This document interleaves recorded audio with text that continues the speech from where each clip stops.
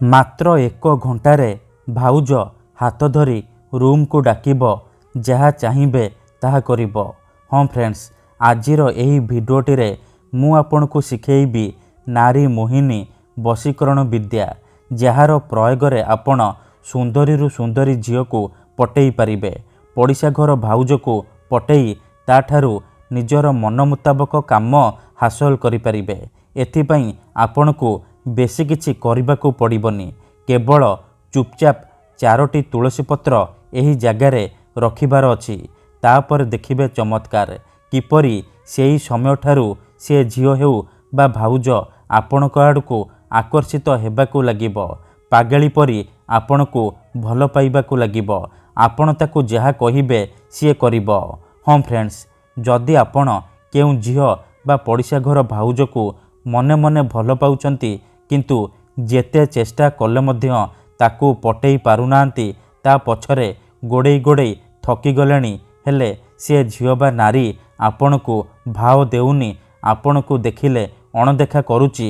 ଯଦି ଆପଣ ଏହିସବୁ ସମସ୍ୟାର ସମାଧାନ ଚାହୁଁଛନ୍ତି, ସେ ଝିଅ ବା ନାରୀକୁ ପଟେଇବାକୁ ଚାହୁଁଛନ୍ତି, ତାକୁ ନିଜ ବଶରେ କରି ତାଠାରୁ ନିଜର ମନ ମୁତାବକ କାମ ହାସଲ କରିବାକୁ ଚାହୁଁଛନ୍ତି, ତେବେ ଆଜିର ଏହି ଭିଡ଼ିଓଟି ଆପଣଙ୍କର ଇଚ୍ଛାକୁ ପୂରଣ କରିବ। କାରଣ ଆଜିର ଏହି ଭିଡ଼ିଓଟିରେ ମୁଁ ଆପଣଙ୍କୁ ଶିଖେଇବି ବିନା ମନ୍ତ୍ର ତନ୍ତ୍ରରେ ଏମିତି ଏକ ପ୍ରଚଣ୍ଡ ମହାଶକ୍ତିଶାଳୀ ବଶୀକରଣ, ଯାହାର ପ୍ରୟୋଗରେ ଆପଣ ନିଜ ପସନ୍ଦର ଝିଅକୁ ପଟେଇ ପାରିବେ, ପଡ଼ିଶା ଘର ସୁନ୍ଦରୀ ଭାଉଜକୁ ପଟେଇ ପାରିବେ, ତାଠାରୁ ନିଜର ମନ ମୁତାବକ କାମ ହାସଲ କରିପାରିବେ। ଶାଶୁ, ନଣନ୍ଦ, ଦିଅର, ଭାଉଜ କାହାକୁ ବି ନିଜ ବଶରେ କରିପାରିବେ। ହଁ ଫ୍ରେଣ୍ଡସ୍, ଯଦି କେଉଁ ଝିଅ ଆପଣଙ୍କୁ ଧୋକା ଦେଇଛି, ଛାଡ଼ି ପଳେଇଛି, ତେବେ ଆପଣ ଏହି ବଶୀକରଣ କରିକି ଦେଖନ୍ତୁ। ସେ ଝିଅ ଯେତେ ଦୂରରେ ଥିଲେ ମଧ୍ୟ ଆପଣଙ୍କ ପାଖକୁ ଆସିବା ପାଇଁ ବାଧ୍ୟ ହେବ। ନିଜେ ଆସିବ, ଆପଣଙ୍କର ପାଦ ତଳେ ପଡ଼ିବ, ଆପଣଙ୍କୁ ଭଲ ପାଉଛି ବୋଲି କହିବ, ଆପଣଙ୍କୁ ଛାଡ଼ି ରହିପାରିବନି। ତେବେ ଫ୍ରେଣ୍ଡସ୍, ଏହି ବଶୀକରଣ କରିବା ସବୁଠାରୁ ସହଜ। କେହି ବି ଏହାକୁ ଅତି ସହଜରେ କରିପାରିବେ। ବିନା କୌଣସି ପଇସା ଖର୍ଚ୍ଚ କରି ଆପଣ ନିଜ ଘରେ ବସି ବସିକି ଏହି ବଶୀକରଣକୁ ଅତି ସହଜରେ କରିପାରିବେ। ମନେ ରଖନ୍ତୁ, ଏହି ବଶୀକରଣ କରିବା ପୂର୍ବରୁ ମୋର ଗୋଟିଏ ଛୋଟିଆ ଅନୁରୋଧ ଶୁଣି ନିଅନ୍ତୁ। ଆମର ବହୁତ ସାରା ଦର୍ଶକ ବନ୍ଧୁମାନେ ଆମକୁ କମେଣ୍ଟ କରୁଛନ୍ତି କି ଗୁରୁଜୀ, ଆପଣଙ୍କର ମନ୍ତ୍ର କାମ କରୁନି। ମୋର ସେଇ ବନ୍ଧୁମାନଙ୍କୁ ଅନୁରୋଧ କି ଆପଣ ଭିଡ଼ିଓକୁ ପୁରା ଶେଷ ପର୍ଯ୍ୟନ୍ତ ଦେଖନ୍ତୁ। ଅଧାରୁ ଛାଡ଼ିକି ପଳେଇଲେ କିମ୍ବା କାଟି କାଟିକି ଦେଖିଲେ ଆପଣ କିଛି ବି ବୁଝିପାରିବେନି। ପରେ ଆପଣ କହିବେ, ଗୁରୁଜୀ ଆପଣଙ୍କର ବଶୀକରଣ କାମ କରୁନି। ଦେଖନ୍ତୁ, ଯେଉଁପରି ଆପଣ ଭଗବାନଙ୍କୁ ମାନୁଛନ୍ତି, ଭଗବାନଙ୍କ ଉପରେ ବିଶ୍ୱାସ ରଖିଛନ୍ତି, ନିଜର ସବୁ ଦୁଃଖ କଷ୍ଟ ଅସୁବିଧା ଭଗବାନଙ୍କୁ ଜଣାଉଛନ୍ତି, ଯଦି ସେ ଅସୁବିଧାର ସମାଧାନ ନ ହେଲା, ତାର ମାନେ ନୁହେଁ କି ଭଗବାନ ନାହାନ୍ତି। ସେହିପରି ବଶୀକରଣ ହୁଏ। ତନ୍ତ୍ର ମନ୍ତ୍ର ଯନ୍ତ୍ର ବଶୀକରଣ କାମ କରେ, କିନ୍ତୁ ଏହାକୁ ଆପଣଙ୍କୁ ସିଦ୍ଧ କରିବାକୁ ପଡ଼ିବ। ପ୍ରୟୋଗ ବିଧିକୁ ଠିକ୍ ଭାବରେ କରିବାକୁ ପଡ଼ିବ। ତେବେ ଯାଇ ମୁଁ ଆପଣଙ୍କୁ ଗ୍ୟାରେଣ୍ଟି ଦେଉଛି, ଆପଣ ମାତ୍ର ଗୋଟିଏ ଥରରେ ସଫଳ ହେବେ। ଯଦି ଗୋଟିଏ ଥରରେ ସଫଳ ହେଉନାହାନ୍ତି, ଆଉ ଥରେ ଚେଷ୍ଟା କରନ୍ତୁ, ନିହାତି ଭାବେ ସଫଳ ହେବେ। ମନେ ରଖନ୍ତୁ, ମନ୍ତ୍ର ତନ୍ତ୍ର ଯନ୍ତ୍ର ବଶୀକରଣ ଇଏ ଏମିତି ସେମିତି କାମ କରେନି। ମନରେ ସମ୍ପୂର୍ଣ୍ଣ ବିଶ୍ୱାସ, ନିଷ୍ଠା ଆଉ ଏକାଗ୍ରତାର ସହିତ ଆପଣଙ୍କୁ ଏହି ବଶୀକରଣ କରିବାକୁ ପଡ଼ିବ। ତେବେ ଯାଇ ମୁଁ ଆପଣଙ୍କୁ ଗ୍ୟାରେଣ୍ଟି ଦେଉଛି, ଆପଣ ମାତ୍ର ଗୋଟିଏ ଥରରେ ସଫଳ ହେବେ। ଆଉ ଗୋଟିଏ କଥା ମନେ ରଖନ୍ତୁ, ଆମର ଏମିତି ବହୁତ ସାରା ଦର୍ଶକ ବନ୍ଧୁମାନେ ଅଛନ୍ତି, ଯେଉଁମାନେ ଆମକୁ କହୁଛନ୍ତି କି ଗୁରୁଜୀ ଆପଣ ଆମର କାମ କରିଦିଅନ୍ତୁ, ଆପଣ ଯେତେ ପଇସା ମାଗିବେ ଆମେ ଦେବୁ, ହଜାର ହଜାର ଟଙ୍କା ଯାଚୁଛନ୍ତି। ଦେଖନ୍ତୁ, ଆମର ଏହି ଚ୍ୟାନେଲରେ ବହୁତ ସାରା ବଶୀକରଣ ଭିଡ଼ିଓ ଅପଲୋଡ଼ କରାଯାଇଛି, ଯାହାକୁ ଆପଣଙ୍କର ସୁବିଧା ପାଇଁ ଅପଲୋଡ଼ କରାଯାଇଛି, ଯାହାକୁ ଆପଣ ବିନା ପଇସା ଖର୍ଚ୍ଚ କରି ଘରେ ବସି ବସିକି କରିପାରିବେ। ତେବେ ଆପଣ ପଇସା କ'ଣ ପାଇଁ ଖର୍ଚ୍ଚ କରିବେ?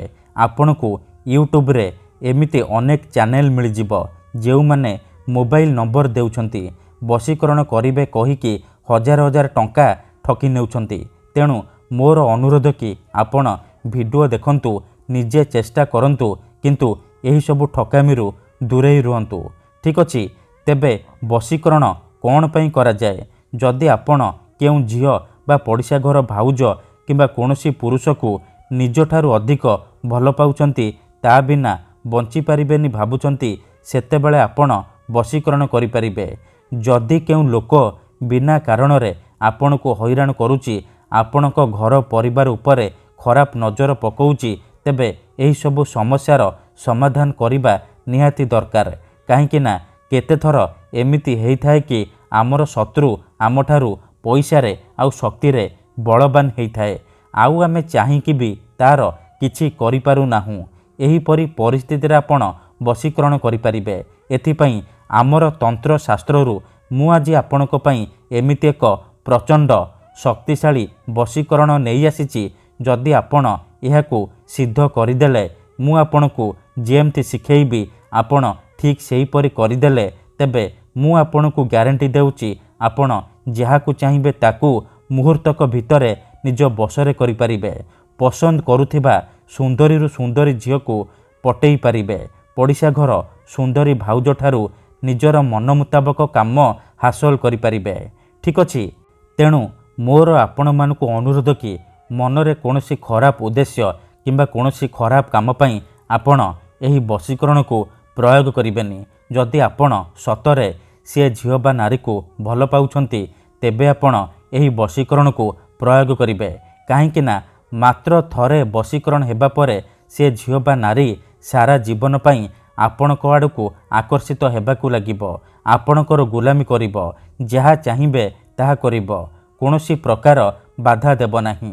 तेणु जदि आपण एही वशीकरण करिबाकू चाहुचंती से झियो बा भाउज को पटेइबाकू चाहुचंती ताकू निज बसरे करी ताठारू निजर मन मुताबक काम हासिल करिबाकू चाहुचंती तेणु मोर आपण मानकू अनुरोध कि आपण भिडियोटी को पूरा ध्यान सहित शेष पर्यंत देखिबे। तेबे जाय कि आपण संपूर्ण प्रयोग विधि जानि परिबे। मन रखंतु प्रथमे आपण कोन करिबे ध्यान सहित शुणंतु। शुक्ल पक्षर शुक्रवार दिन रातिरे शोइबा पूर्वरु गाधेई सफा वस्त्र पिंधिकी आपण 4टी तुलसी पत्र खंडिए हलदिया कपड़ा 4टी अरुआ चाउल अल्प टिके लाल सिंदूर खंडे साधा कागज आउ कलम आनिबे। एही सबु सामग्री को नेकी आपण नाली रंगर आसन पकेकी दक्षिण दिगकू मुह करिकी बसी पड़िबे। तापरे जेउ झियो बा महिला को आपण बसरे करिबाकू चाहुचंती ताकू मने मने भाबिबे। तार मुह को निज मनरे भाबिबे। तापरे हलदिया कपड़ा को निजर सामने रखिबे आउ ता उपरे 4टी तुलसी पत्र रखिदेबे। 4टी तुलसी पत्र उपरे 4टी अरुआ चाउल रखिदेबे आउ ता उपरे अल्प टिके टिके लाल सिंदूर पकेइदेबे। एतिकी करि सारिबा परे कागजरे सेई झियो बा महिलार नाम लिखिबे जहाकू आपण पटेइबाकू चाहुचंती।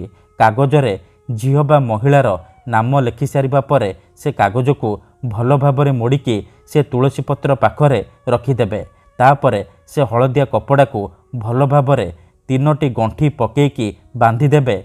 से जो पुटुलीटी हेजिबो से पुटुली को 2 हाथरे बंद करिकी धरिबे। तापरे सेई झियो बा महिला को मने मने भाबिबे। तार नाम 3 थर कहिबे। तापरे से पुटुली रे गोटिए थर फुंकी देबे। तापरे से पुटुली को नेकी जेउ झियो बा महिला को आपण पटेइबाकू चाहुचंती ता घरर मुख्य द्वार बा मुख्य गेट पाखरे रखिदेई आपण चुपचाप घर को फेरी आसिबे। ग्यारंटी देउची एतिकी करिकी देखंतु से झियो हेउ बा पड़िशा घर भाउज आपणक प्रेमरे दीवानी हेजिबो। धन्यवाद।